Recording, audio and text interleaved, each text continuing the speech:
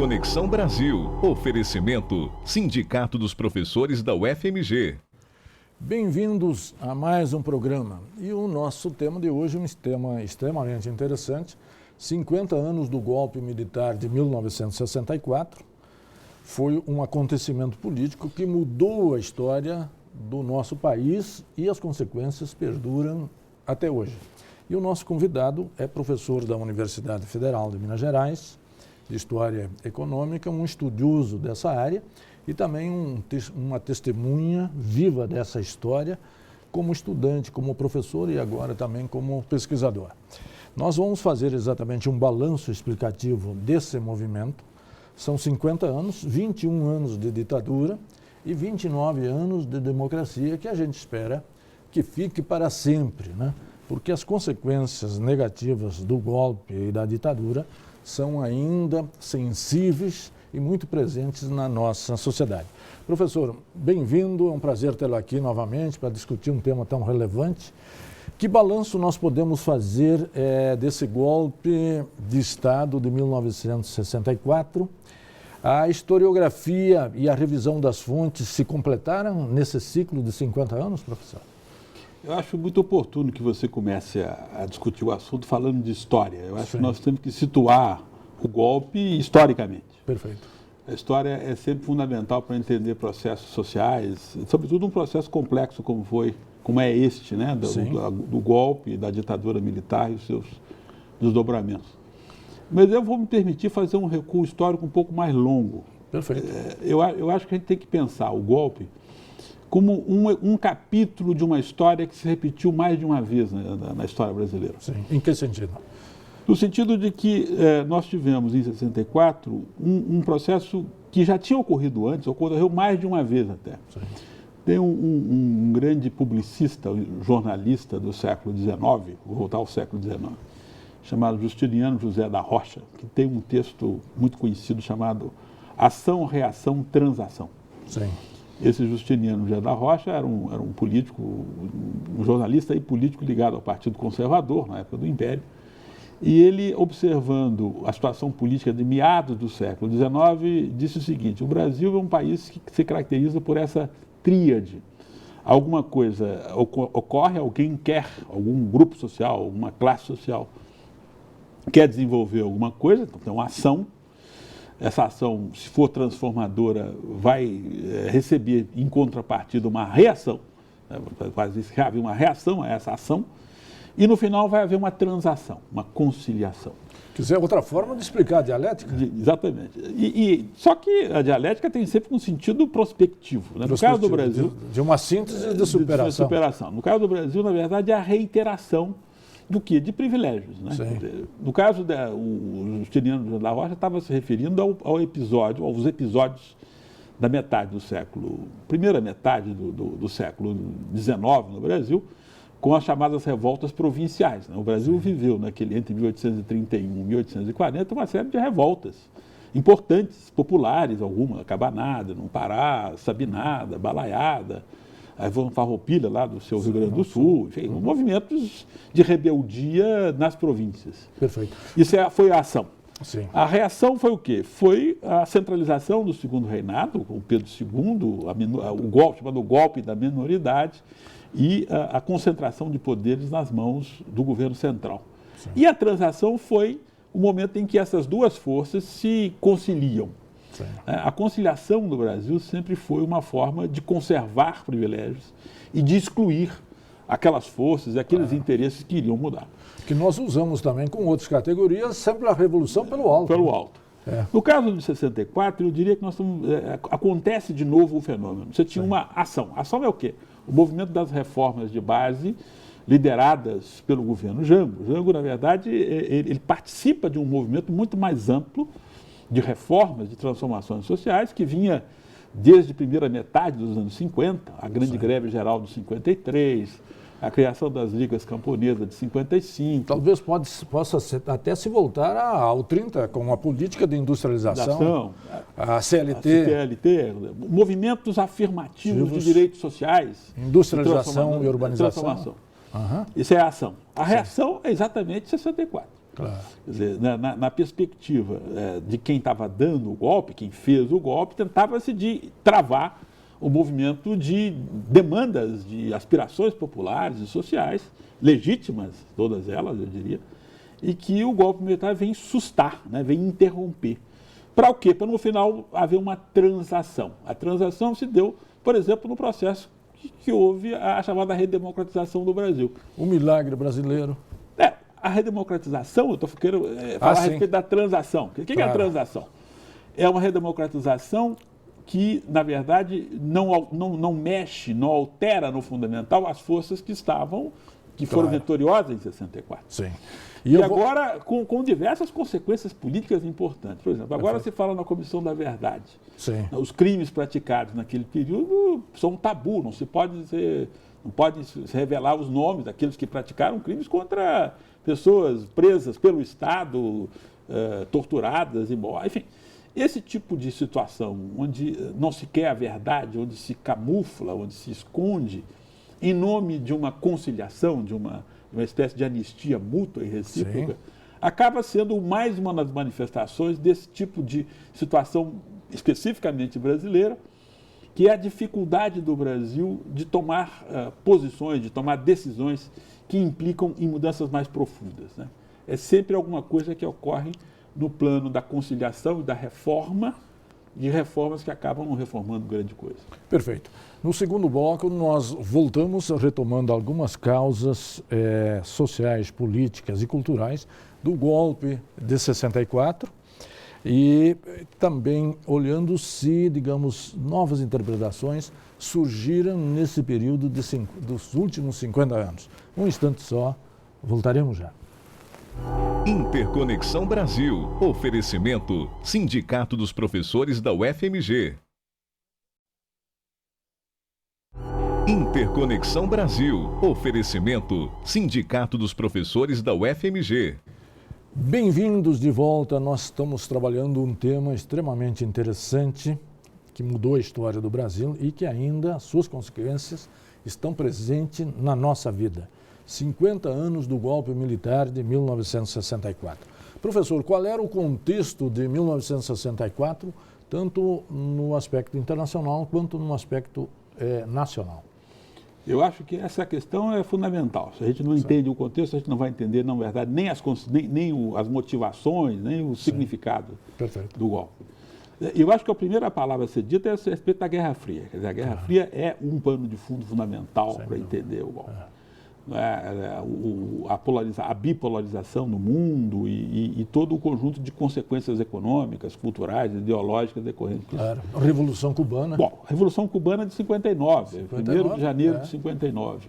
E a perspectiva que isso abria de se ter, de fato, na América do Sul, né, um país como o Brasil, que naquele momento se inclinava à esquerda, como uma Cuba exponencial, né? Um país grande, um país poderoso do ponto de vista territorial, de recursos naturais, e que, de algum momento, imaginou-se que poderia transitar também por esse caminho à esquerda. Um terceiro aspecto importante é a própria radicalização política no Brasil. Quer dizer, o Brasil, naquele período, vivia realmente um período em que as posições políticas de esquerda tinham um protagonismo, eu diria. Se você pegar, por exemplo, a União Nacional dos Estudantes, era uma força política incontestável, que levantava bandeiras como a reforma universitária, que tinha um impacto enorme. CPC, a cultura brasileira foi profundamente afetada por esse conjunto de forças sociais que queriam reforma agrária, reforma bancária, reforma administrativa, as chamadas reformas. Você tem um governo Jango que encarnou isso. O plano trienal, elaborado pelo Celso Furtado, a última parte do plano falava das reformas. O plano não era só um plano de estabilização. As pessoas não conhecem o plano trienal, falam muito mal dele, dizem que tanto a direita quanto a esquerda. Mas o plano trienal era um plano não só de estabilização econômica, mas que abria perspectivas das reformas. As reformas faziam parte do plano trienal, eram parte de um processo mais amplo de transformações que se queria naquela época. Você tem a Igreja também se movimentando, é a época do Concílio Vaticano II, do João XXIII, que foi um Papa que abriu, de fato, a Igreja para as demandas sociais depois de mais de 100 anos, né? Claro. A igreja estava, desde a encíclica chamada Rerum Novarum, que é de 1891, a igreja estava, com Pio XII, sobretudo, uma igreja muito conservadora. O João Paulo abre, o João 23, abre a igreja para as demandas sociais. Você tem um envolvimento importante de setores da esquerda católica brasileira, nesse processo de mudança, a criação da Ação Popular, por exemplo, em 62. Você tem JEC, os movimentos de jovens, operários, e estudantes e universitários que vão criar a Ação Popular. Você tem uma radicalização do movimento sindical, a criação do Comando Geral de Trabalhadores, né? Eu já tinha falado das ligas camponesas. O Brasil, de fato, naquele momento, vivia um processo de ebulição política com perspectivas à esquerda. Que tipo de esquerda? Chegava a ser uma ameaça comunista, professor? Não, é claro que havia dentre essas forças quem quisesse radicalizar a esquerda. Havia setores de centro, setores mais nacionalistas e desenvolvimentistas. Por exemplo, é o período em que o ISEB ainda continua tendo. O ISEB é um instituto criado em 1954, Instituto Superior dos Estudos Brasileiros, criado ainda durante o governo Café Filho, que foi muito importante no constituir uma espécie de ideologia nacional desenvolvimentista, que teve um papel importante nesse processo. Claro. Você tem um Partido Comunista Brasileiro, que também tinha importância. Você tem depois o rompimento de uma fração que vai criar o Partido Comunista do Brasil. Você tem o surgimento da chamada Organização Revolucionária Marxista, conhecida como POLOP, né, que é outra força política importante. Ou seja, a vida política brasileira, no início dos anos 60, assume uma espécie de ebulição, de exacerbação. E do outro lado, do outro lado, o setor da direita. Desde 1959, por exemplo, surgiu o chamado IBAD, Instituto Brasileiro de Ação Democrática, um órgão criado para organizar, por exemplo, captação de recursos para financiar candidatos conservadores às eleições nacionais. Depois foi criado em 62 o chamado IPES, Instituto de Pesquisa Econômico e Social, que é um órgão que formulava as políticas contra-reformistas. Se tinha as reformas de base, tinha as contra-reformas de base elaboradas por esse... e numa associação entre civis e militares, né? Então, quando se fala que a ditadura foi só uma ditadura militar, eu acho que isso é um equívoco. Na verdade, é uma ditadura civil e militar.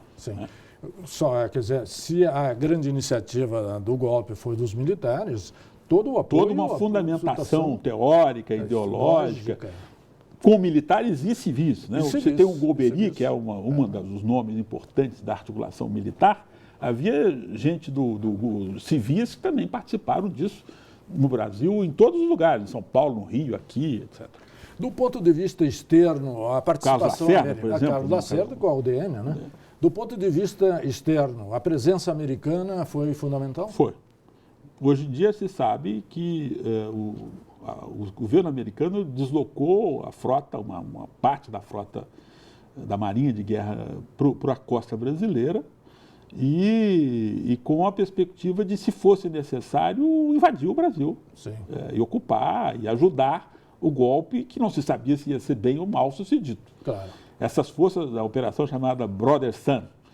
Isso hoje está comprovado. Houve o presidente americano, o Lyndon Johnson, ordenou, e o embaixador americano, que era o Lincoln Gordon, articulado a esse. Ou seja, foi um golpe feito por brasileiros, mas obviamente com participação de estrangeiros, de algum modo. Né? Eles estavam acompanhando, monitorando e eventualmente teriam participado efetivamente. E também da perspectiva da América do Sul, não era um gato isolado só no Brasil, né? Não. Porque veio a Argentina, veio o Uruguai, veio o Chile. A participação do governo americano no processo de repressão política, nós temos aqui em Belo Horizonte mesmo a passagem por aqui daquele famoso cidadão chamado Damitrione, que é um sujeito especializado em ensinar técnica de tortura, etc. e tal, para os policiais brasileiros. Tudo isso ocorreu de fato, né? Não é uma invenção, não é uma ilação, são fatos comprovados. No terceiro bloco, nós vamos trabalhar as consequências desse golpe de Estado no Brasil E em que medida, digamos, as forças que articularam e estiveram presentes durante a ditadura militar, em que medida elas estão presentes ou não no cenário político brasileiro na atualidade. Um instante só, voltaremos já. Interconexão Brasil. Oferecimento: Sindicato dos Professores da UFMG. Interconexão Brasil. Oferecimento: Sindicato dos Professores da UFMG. Bem-vindos ao terceiro bloco. Nós estamos debatendo 50 anos do golpe militar de 1964. No primeiro bloco nós começamos fazendo uma história, uma historiografia desse movimento político. No segundo bloco nós trabalhamos as causas desse movimento e deixamos por último bloco as consequências. Que consequências se pode pensar e analisar dos 21 anos da ditadura militar? Eu acho que são várias consequências. Sim. Eu acho que a mais visível e exuberante de mesmo foi a modernização. De fato, o golpe, a ditadura militar, civil-militar, trouxe para o Brasil, ou incrementou no Brasil certas tendências de modernização que já existiam antes e que foram, de fato, levadas mais longe. Nesse sentido, é uma continuidade da política de Estado que começou em 30 com Getúlio. Sim. Juscelino, enfim. Juscelino também, sim, claro. Nesse sentido, podemos dizer que a ditadura tem um caráter modernizante e conservador. Né? Sim, dizer, claro. É uma modernização, é aquela história de modernizar para não mudar o essencial. Claro, né? claro. Por outro lado, do ponto de vista cultural, eu acho que houve um enorme prejuízo. Né? Quer dizer, a censura, o impacto que isso teve sobre a formação de uma consciência crítica, eu diria que as consequências disso estão visíveis até hoje. Até hoje, né? Quer dizer, há uma geração inteira, da qual eu me incluo, e você também, claro, que sofremos muito diretamente claro, isso. Né? Quer dizer, a ausência de liberdade de expressão, o quanto que se perdeu, né, de massa crítica, muita gente que teve que sair do país, claro, porque não conseguia pesquisar, ensinar, claro, fazer música, fazer cinema, fazer cultura, enfim.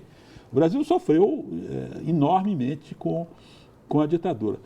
E ainda mais depois de 68. Né? Se fala, se é preciso falar essa distinção, que não foi mencionada ainda, do significado do AI-5. E aí realmente é a ditadura na sua forma mais brutal. Né? Mais dilapidadora, digamos assim, de valores fundamentais, da vida humana, foi realmente aviltada, né, com os processos de tortura, de cerceamento de liberdade. Etc. Enfim, eu acho que do ponto de vista político também perdemos muito. Sim, em que sentido?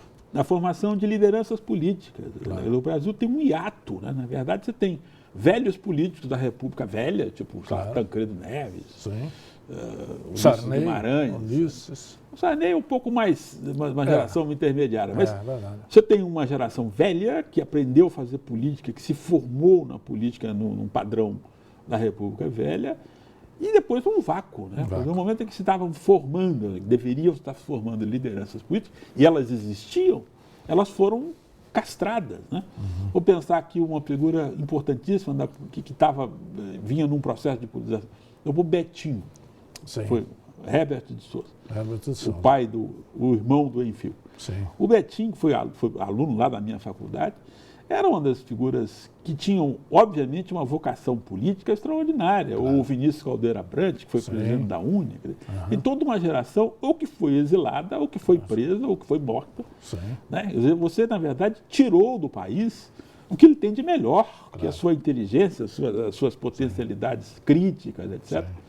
E isso, na verdade, o preço que se paga disso é muito alto e eu diria que se paga até hoje. Perfeito. Do ponto de vista social, né? Porque na análise anterior nós tínhamos uma dinâmica de crescimento, de expansão das forças populares. O que aconteceu nesse âmbito, professor? Eu acho que se você pega os dados sobre concentração de renda e de riqueza da terra, por exemplo, houve um enorme processo de concentração. A tese que a ditadura militar desenvolveu é a tese do bolo, né? Claro. Precisa crescer o bolo para distribuir.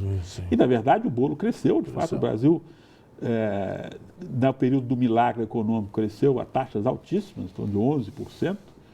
né, em 4 anos, que são taxas muito elevadas, mas a distribuição da renda continuou muito ruim, e até piorou nos anos, né, que se seguiram. Então, na verdade, socialmente, o que se teve, na verdade, foi uma enorme produção de riqueza, mas também uma enorme concentração de riqueza e uma exclusão social em grandes proporções. Perfeito.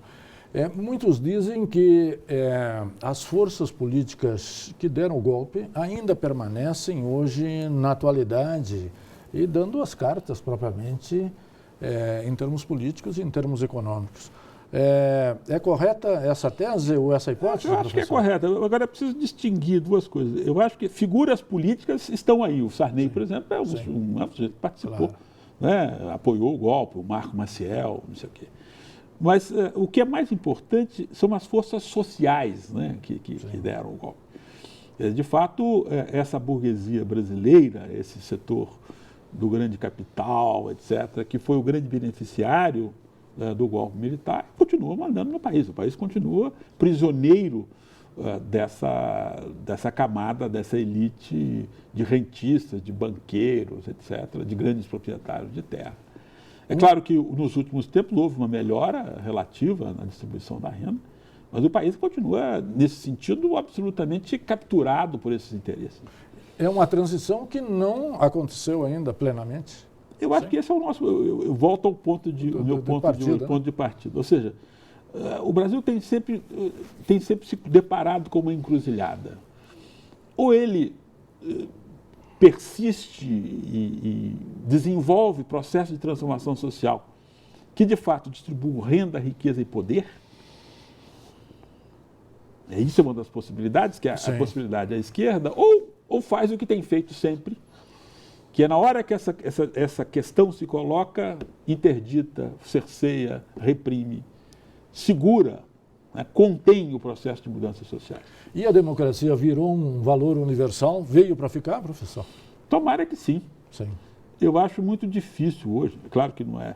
Agora mesmo teve uma marcha aí, sábado passado, né? Sim. Uma marcha aí com... Em São Paulo. Em São Paulo. E 2 marchas, uma conservadora e outra mais de esquerda. A tal marcha conservadora tinha 500 pessoas, pelo que eu li nos jornais. A marcha de Condeu pela família, pela liberdade, que foi organizada em São Paulo em março, antes do golpe, tinha 500 mil pessoas. Ou seja, aquele movimento tinha um apoio de setor importante da classe média. Eu acho que hoje isso não tem... Esse perigo, aparentemente, nós não corremos. Mas nunca se pode dizer, em relação à história, né, que as coisas estão definidas. A história é sempre a possibilidade da surpresa e algumas surpresas desagradáveis. Mas, de todo modo, a gente espera e temos que lutar para que isso não ocorra mais. E que se consolide. Professor, queria agradecer muito sua presença aqui, seus esclarecimentos. Trouxemos a você, telespectador, que sempre nos acompanha, um debate de um tema interessante e a nossa aposta, a nossa esperança na democracia e nessa transição para que exatamente o Brasil se torne desenvolvido e um país mais justo e mais inclusivo de todos os segmentos da nossa população. E a você, telespectador, que sempre nos acompanha, muito obrigado pela audiência e até a semana que vem.